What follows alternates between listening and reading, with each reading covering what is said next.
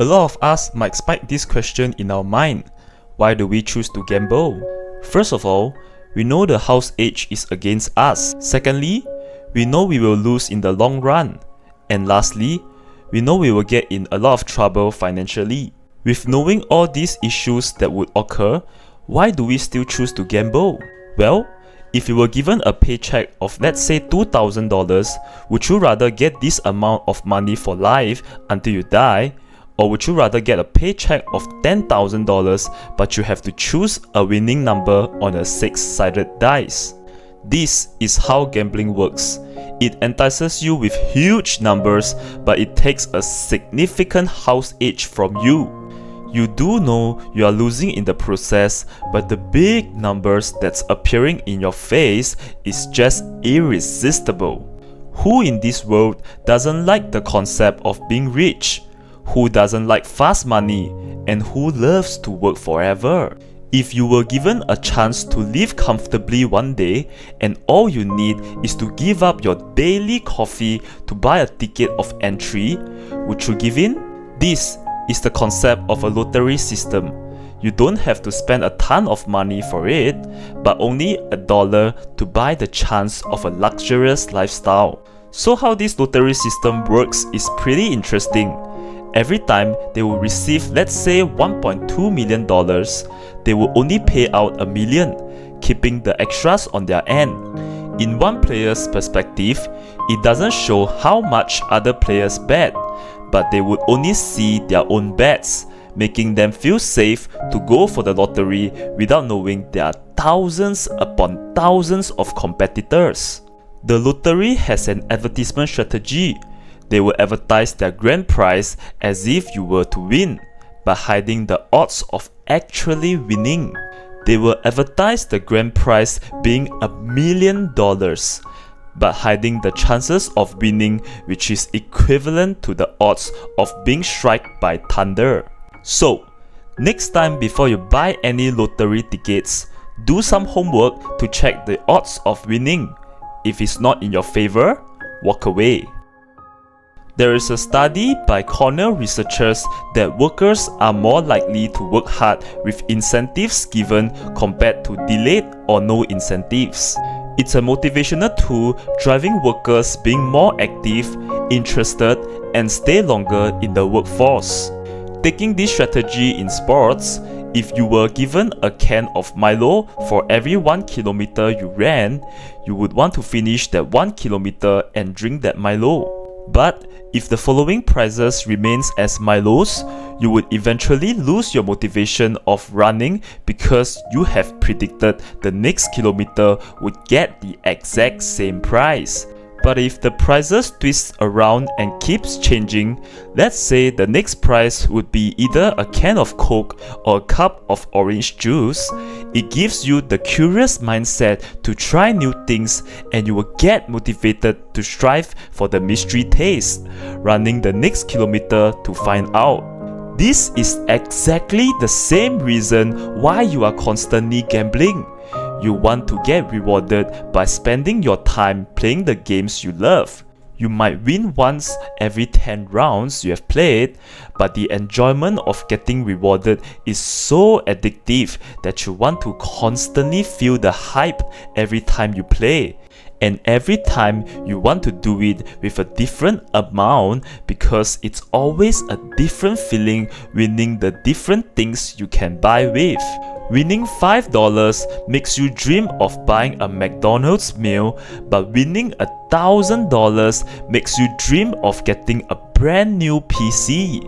The feeling of winning every single amount is different, and you always keep changing your bet size to engage in your current emotions, throwing money in the table and giving yourself a mystery on what will come next. Let's say you have no idea on how to spend your money. You choose to put $10,000 on one of the most renowned banks of America, Chase Bank, who will receive a grand total of 17 cents in a month. This amount of money can't even buy you sweets, dude. Whereas if you choose to put this $10,000 in case opening, you stand a chance of winning $100,000, and even if you lose, you are going to get some money back.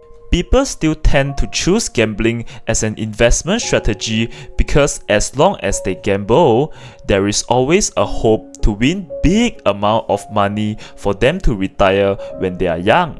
They would rather choose a simpler way of winning a huge ton of money than letting their money sit in the bank, collecting peanut amount of interest that they would not see any difference. While the pressure of economy changes such as inflation rates rising to the peak, increasing the living expenses year by year that bank interests were not able to catch up with the inflation rates, forcing people going down the path of making the so-called quick and easy money with a little mathematical formula behind it. This is where people start to suffer financially, such as getting in debts and having trouble paying off their bills. If you were to play games like coin flip or Baccarat, you are only allowed to bet on one side or another, while watching the outcome of the match, hoping it lands on the side you have betted. Humans are born with problem-solving skills, and they learn by mistakes in nature. If they were given the option to pick one side, they are going to end up sticking to one or another until the dealer lands on another side. It doesn't really give the player the flexibility to choose what they truly want. Instead, forces them to pick between two options. It's the same logic as if you are lost in a forest and you are given an option to pick between two road paths. As we humans are born with creativity and innovations, we are more likely to create our third paths or even another method of escaping, such as jumping between trees to trees. This is what other humans will think, having more options to play around with. This is where roulette comes into play, a game that gives you more than 50 options to pick from, ranging from single number to multiple numbers to colors. A game you can literally pick any possible outcome that's possible on a roulette table, and the flexibility to control your odds of winning. The more options you bet on, the more likely you will win. This gives the player the illusion of controlling the outcome of the table. As mentioned previously, humans are born with problem-solving skills. They will use mathematical formula to calculate things themselves based on the past events. For example, if it lands on 16 red, they will use this logic to tell themselves the odds of landing on another 16 would be 1 in 1369 using the formula 1 divided by 37 divided by 37. Using this formula gives them the safety net of betting on other numbers, and they will have the guts to certify it's not gonna land on another 16 again. However, this is just an assumption for players to think that way, as casino owners know the chances still remains the same as 1 in 37 once it gets on a fresh round. Every gambler always thinks they are one of the smartest guy in the casino table, but in the eyes of the casino owner, they know they will lose as long as they stay in the long term, as odds will eventually get back to the hands of the casino owners. So, after knowing some games that exist in the casino and the variety of ways that can get you into gambling, which are the games that got you into gambling? Are you still gambling until today? Comment down below as I read every single one of them. I hope this video has given you some insights on the tactics that got you into gambling. Join the Discord server if you want to have a small conversation or ask me anything there. I'm more eager to help and answer. Share this video with your friends who are still gambling and get to know if they fall into any of the categories. Until next time, see you around. Ciao.